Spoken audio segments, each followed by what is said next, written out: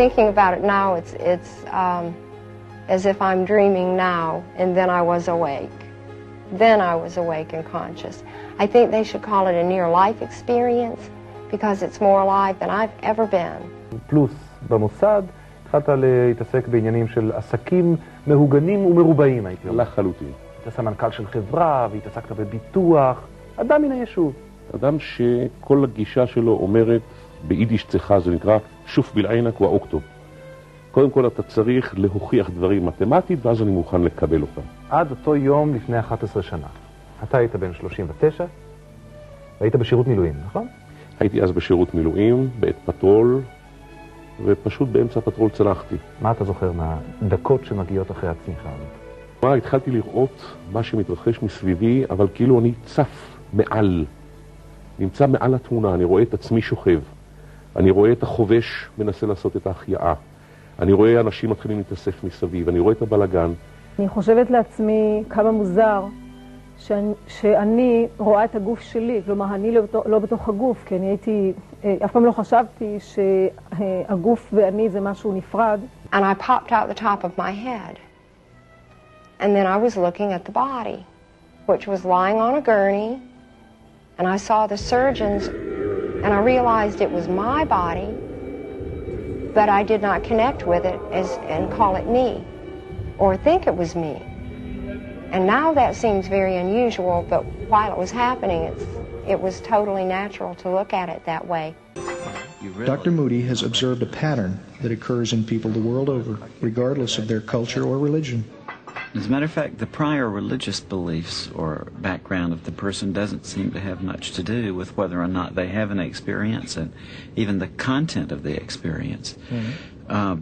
We've even had people who say that prior to their experience they were atheists or agnostics who have very beautiful and full-blown near-death experiences. Really?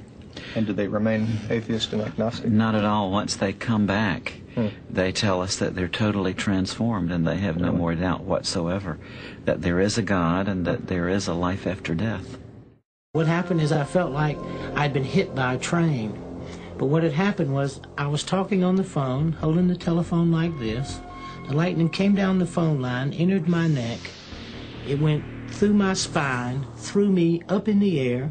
As it threw me in the air, it knocked me out of my shoes and welded the nails in the heels of my shoes to the nails in the floor, which is how I was grounded and I didn't explode. I had not responded to treatment. I was getting worse, and the doctor had come to see, and at this point, he says, I've lost her. She's gone. And I thought, well, who's he talking about? But just before this, I have been in terrible pain. I was just hurting so bad, I wanted to get away from it. I was a dissident in Soviet Union, and I had an invitation from United States. In 1975, I received this invitation. In 1976, I was given the exit visa, and I was leaving for New York that day, and I was coming to take my passport, and I was ready to fly. My family was already in airport waiting for me. That time, on sidewalk, I was moved over or run over by car. It was fabricated by KGB. They wanted to kill me and not to let me go. And I was taken to hospital. Doctors did anything they could to help me, but I was declared dead. Pretty much all over the world we found this common pattern. They tell us that at this point where their doctor says they are dead, that they may actually hear the physician say, oh my, he's dead, or we've lost her, or something like that. And they say that from their perspective, actually, they still feel very much alive. Indeed, their consciousness is heightened. And they tell us that they seem to leave their physical bodies. They say that they float up, typically right above the bed in the operating room or the emergency room, and they look down and they can see their own physical bodies lying on the bed down below. But then all of a sudden I heard this statement, "He's gone, he's gone." And it was the paramedic making that statement to the driver. At that point, I was standing behind the paramedic. I was watching him work on my body. And there was this slight buzzing at the ear, and I felt myself pop out of the body. I don't know how I came out. I was just suddenly out of the body. And I sat down on the head of the bed a minute to look around. Then I felt myself float up to the ceiling, and I was looking down, and he said, "She's gone." And I couldn't believe it, and I thought, well, who's gone? And I was trying to look down to see. זווית הראייה. המון מהסיפורים האלה מתארים יציאה של זווית הראייה מהגוף, מבט מלמעלה, כאשר בחלק מהמקרים, גם בספרות מחוץ לארץ, אנשים מצליחים לתאר דברים שיכולים לראות רק מזווית הראייה הזאת, עם האיש הייתה כיפה או קרחת או דרגות. אין לי תשובה לזה, ואני אומר גם שאלה שחוו את זה כנראה מספרים אמת, כי אני בעצמי נתקלתי בחולים שעברו החייאה, הם מספרים את הסיפור שהם ראו כאילו הם מסתובבים מלמעלה ומסתכלים למעלה, ובאמת לזה אני לא יכול למצוא את ההסבר.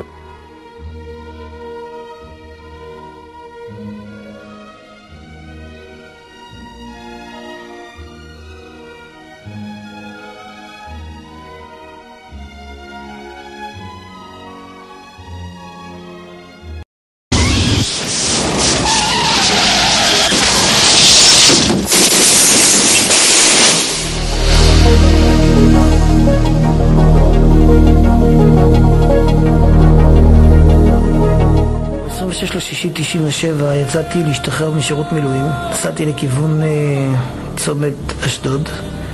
בדרך התפוצץ לי גלגל שמאלי קדמי באוטו, ואז התנגשתי עם הפרצוף שלי בתוך ההגה. התחלתי לדמם, כנראה מעוצמת הכאב איבדתי את ההכרה, ופשוט עברתי לנתיב הנגדי כשהאוטו נוסע במהירות גבוהה יחסית, המכוניות נוסעות מולי במהירות 100 בכביש מהיר. אוטו ראשון ברח ממני, אוטו שני גם הוא ברח, ואוטו שלישי התנגש בחזיתית, והוא לא ידע בעצם שאני ללא הכרה כבר. נשארתי לקוד בתוך האוטו, והגעתי למצב שנקרא חנק. אז הבנתי ש17 דקות הייתי במוות קליני. לפני 3 חודשים הוא עבר תאונת דרכים קשה ונזרק לצד הדרך. המחלצים כיסו אותו בסדין, משוכנעים שמצא את מותו בתאונה. רופא צבאי אלום שעבר במקרה במקום ערך בדיקה נוספת, וזו התוצאה. הנה, באולפנינו בתל אביב. שרון נחשוני איתנו עכשיו. שלום. שלום וברכה. אז מה, זה באמת אפשר כמעט לומר ברוך הבא מן העולם הבא, נכון? כן. אני פשוט מאבד את ההכרה תוך כדי התאונה. 2 חופשים מגיעים אליי, לא היה לי נשימה, היה לי קצת דופק, עזבים אותי והולכים לשאר הפצועים. רופא צבאי יורד מאוטובוס, שואל למה, הוא עושה לי מה שנקרא טרוקר, מחדיר לי עט לכאן, ממש לתוך הריאות, ותוך כדי שם לי צינור מסוים ומוציא לי דם מהריאות, שם לי מערכת אוויר שנקראת סאקשן, כמו שהבנתי. במהירות של 60-70 קמ"ש, הגלגל התפוצץ, כתוצאה מזה הוא פשוט עקר לי את הזרוע. אחר כך התנגשתי כתוצאה מהניתוק של הכתף בתוך ההגה, ניסקתי את האף, ניסקתי את כל הלסת העליונה והשיניים, הכרתי את שורש כף היד. וככה איך שאני צועד לכיוון הים, מגיע לחוף, עומד ככה על החוף, עומד ככה על החוף, הייתי לבד שם, ממש לבד. ככה ים ענק, ים כחול. התחלתי לשחות ולהתרחק מהחוף. וזה כזה חום שם, שבאותו רגע להיות במים זה משהו לא רגיל. אני שמח וטוב לי, וכל כך נעים, ואיזה חום בחוץ. ככה אני התרחק מהחוף. פתאום אני ככה מרגיש שמשהו אוחז לי ברגל מתחת למים, ולוקח אותי לכיוון הקרקע. מה זה, לא הבנתי מה זה, לא חיה, לא כלום. וככה אני מנסה להתנטרל מזה, להשתחרר מזה, לא מצליח. הבנתי שנתפסתי במערבולת, ואני רחוק, ממש מלמעלה. בדרך כלל אדם מנצל, אני יודע, 10% מהכוחות שלו, וגם כשאדם רוצה לחיות זה 100%. אז התחלתי ממש עם כל הכוחות האחרונים שלי לצאת. הגעתי לאמצע הדרך, וראיתי שאין לי כוח. ראיתי שאין לי כוח, וירדתי לכיוון הקרקע. פתאום ראיתי את עצמי במצב כזה, שאז היה לי דבר מאוד, מאוד מבולבל. ראיתי שאני שניים. מה זה אני שניים? ראיתי את הגוף זרוק על הקרקע, זרוק ככה, כמו אדם מת, זרוק על הקרקע, ואני מסתכל עליו. אז לא הבנתי, מה זה, איך אני מסתכל על עצמי? מה הולך כאן? זה כמו שאני למשל עומד במרפסת קומה שנייה, ורואה את הגוף שלי זרוק על הכביש. רגע, מה אני עושה שם? מה אני עושה שם? מה זה אני? לא, אז רגע, מה, אני שניים? מה הולך פה? מה זה, אני לא מבין. ככה זה, לא. לכן הקדמתי את העניין של גוף נשמה, אתה מבין?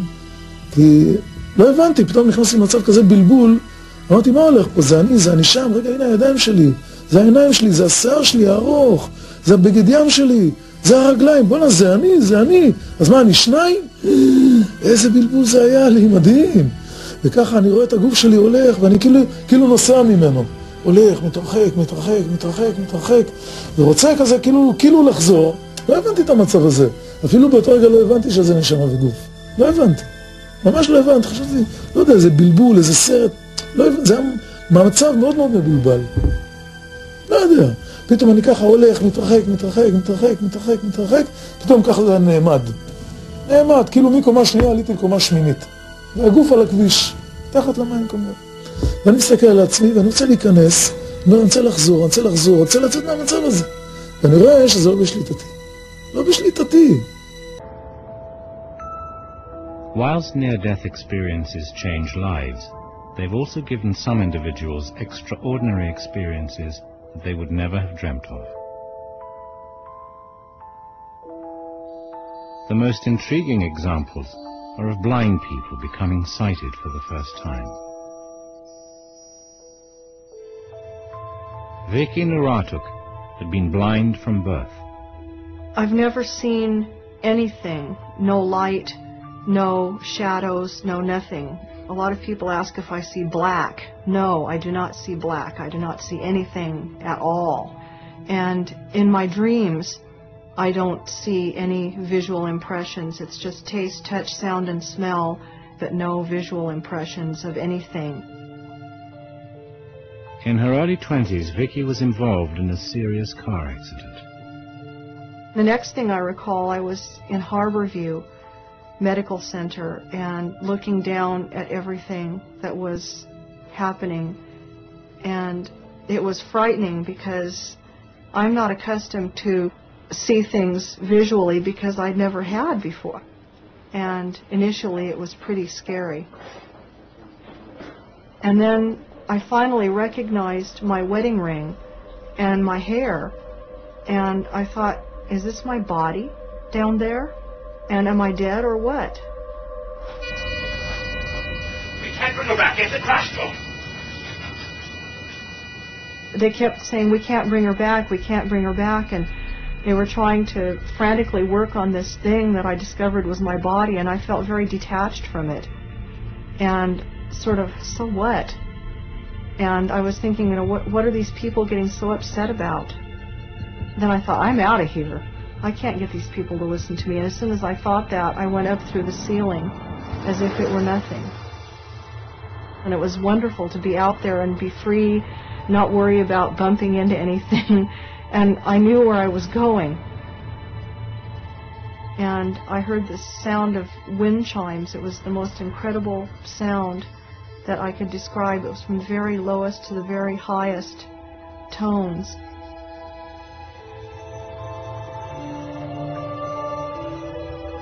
They describe to us how they seem to be drawn into an enclosure of some sort. They often call it a tunnel. And they go through this tunnel quite rapidly, and they come out on the other side into an incredibly brilliant and warm and loving light. Don't know exactly how I entered the tunnel or just at what point, but it was when the guides had asked me, and I said yes, and I feel myself going in an up upward motion. The tunnel is not too big, just seemed for one person to go one at a time. It doesn't touch you. I didn't reach out and touch the walls, but it's black, and I feel myself going up and looking at light, bright light at the end of the tunnel. The next thing I remember is I heard a set of chimes, and as I looked at an angle, probably 35 or 40 degrees, I could see a tunnel. The tunnel was like a spiral, like it was moving whether I was moving or not. Then I began to whisk down it, and I could hear these chimes, but I was in utter peace and utter tranquility. And it was such a stark, dramatic difference between the way that body was and what was happening to that body and this place I was, this utter peace. As I moved closer to the light, I was kept being surrounded and filled with this love of like, I can't describe it except when you haven't seen your parents in a long time. If you've been away from your family, and when you first see your mom and your dad, that feeling when you're a small kid, that feeling that you get. I knew I was safe, I knew everything was peaceful, and I knew it was right. As I came through the tunnel, I came into a place much like walking out of a dark room into a bright room, as if my eyes were trying to adjust to this brilliant light. The contrast between the brilliant light of the lightning bolt and the brilliant light that was in the tunnel was another thing that was quite dramatic. Because this light was so brilliant and so bright, it passed through me, it permeated me. It and I became one. בקצה של החושך ראיתי אור.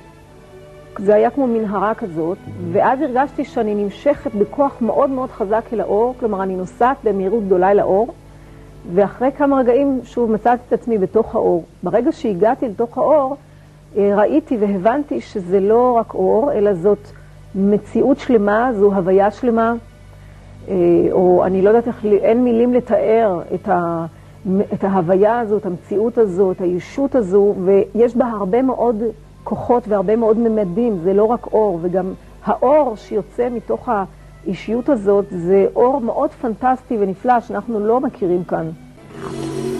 And at the end was this incredibly beautiful bright light. I've never seen a light like that anywhere. It was alive, it was breathing, it was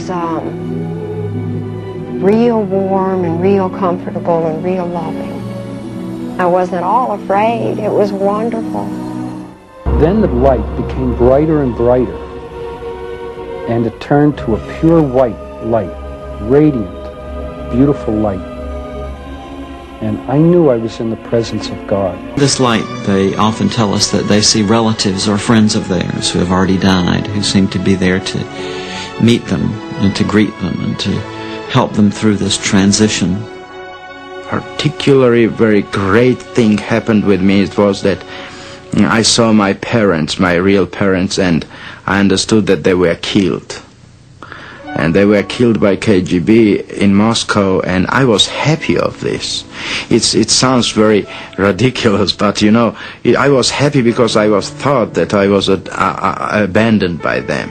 And I'd lost a girlfriend in the polio epidemic in the 30s. I think it was 38, but I'm not positive of that date. And she assured me that everything was fine and she was happy. And I also saw my grandparents coming to meet me. I had never known my grandfathers. They had both passed away before I was born. But I did know my grandmothers and my mother also. And as I'm there, this baby appears to me. And he says, "Hi, I'm your brother." And I said, "I don't have a brother." And we don't talk as I'm talking to you. There was no way of misunderstanding. It was more like it was mental telepathy. And he shows himself to me as a small infant, dressed in a cap and a little long dress with a knitted sack over it, booties and socks, and tells me to look me over now and remember how I look this way. And you can tell our Father when you get back, and he'll tell you it happened. And when I was able to talk to him, my dad's Well, I don't know how you knew that, because nobody but your mother and your doctor and I knew about these things.